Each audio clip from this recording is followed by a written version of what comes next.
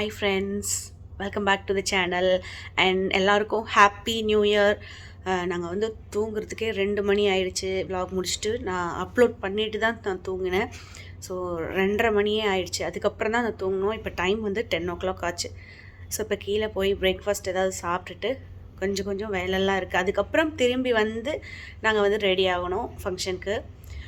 So பாருங்க, பார்க்கலாம், நம்ம வெளியில் வியூ பார்க்கலாம். நாங்கள் வந்து பார்க் ஹையட் ஹோட்டலுக்கு ஆப்போசிட்டில் ஸ்டே பண்ணிகிட்ருக்கோம்.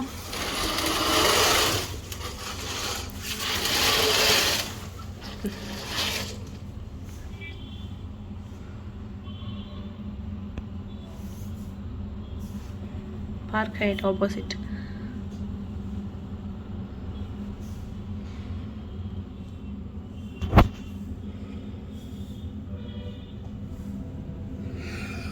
ஓகே, ஸோ நாங்கள் டக்குன்னு சீக்கிரம் ரெடி ஆகணும். மணி இப்போ 10க்கு மேலே ஆச்சு.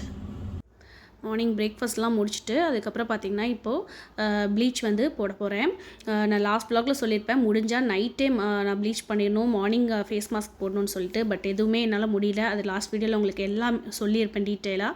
ஸோ இப்போ நான் யூஸ் பண்ணுறது ஆக்சி ப்ளீச். இது வந்து ஒரு 15 minutes போட்டு முடிச்சுட்டு அதுக்கப்புறமா நான் வந்து மாஸ்க் வந்து போட போகிறேங்க. எதுக்குமே டைம் இல்லாமல் அவசரமாக பண்ணுற மாதிரி இருக்குது.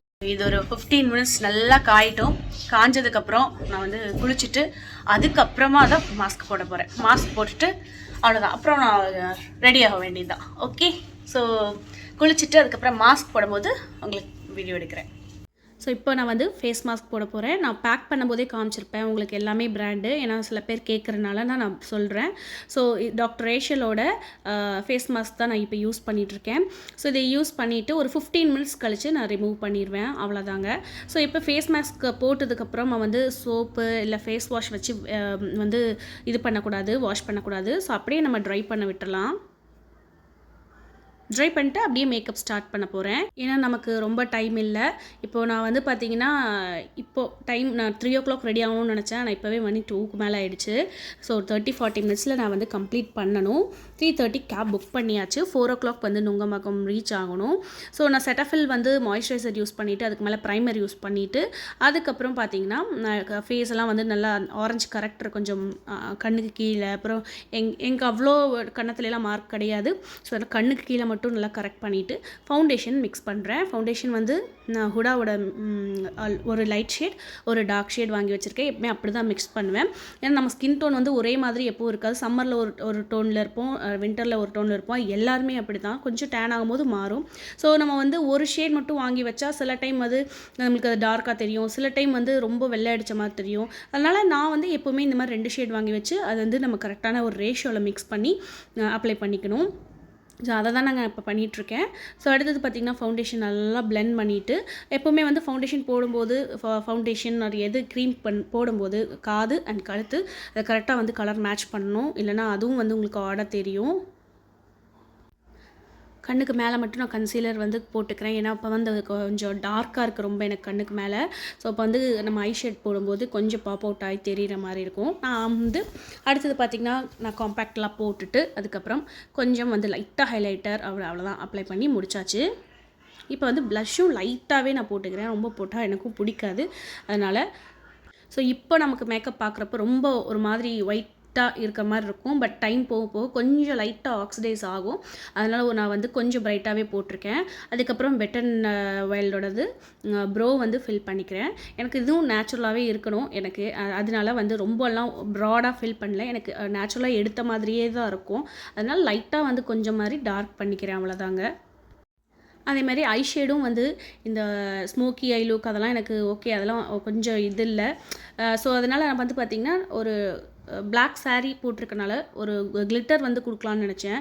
ஒரு கோல்டு இல்லைனா சில்வர், இது 2ல் ஏதோ ஒன்று ஜஸ்ட்டு ஒரு சென்டரில் மட்டும் கொடுக்கலாம் அப்படின்ட்டு. ஸோ அதுக்கப்புறம் ஐலைனர், மஸ்காரா இதெல்லாம் வச்சாச்சு, ஃபால்ஸ் ஐலாஷ் வச்சாச்சு. அதெல்லாம் ஆஃப் கேமராவில் வச்சுட்டேன்.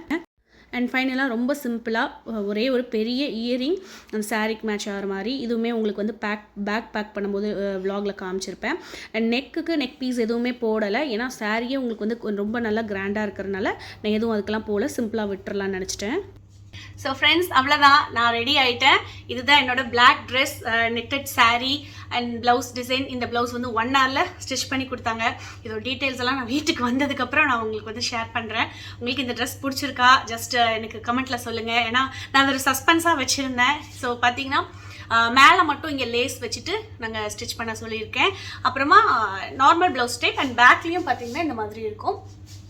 ஓகே, ஸோ ஃப்ரெண்ட்ஸ் இதுதான் என்னோட ஃபைனல் அவுட்லுக். ஸோ எல்லாமே ரெடி ஆகிட்டேன்.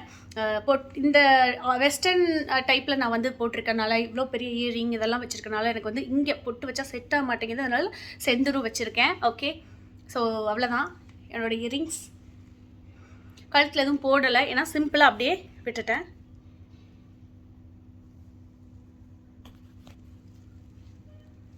அண்ட் லாஸ்ட்டாக வெட் அண்ட் வைல்டோட ஃபிக்ஸிங் ஸ்ப்ரே வந்து பண்ணிவிட்டு கிளம்ப வேண்டியதான். அவ்வளோதான். நான் பார்த்திங்கன்னா ஒரு 30 to 40 மினிட்ஸில் ஸ்கின் ப்ரெப் பண்ணி எல்லாம் கம்ப்ளீட்டாக முடிச்சுட்டேன். அதுக்கப்புறம் ரிசப்ஷனில் வந்து இன்ஃபார்ம் பண்ணிட்டேன். ஏன்னா அவார்ட் ஃபங்க்ஷன் முடிஞ்சு வரதுக்கு 11-11:30 கூட ஆகலாம் அப்படின்ட்டு.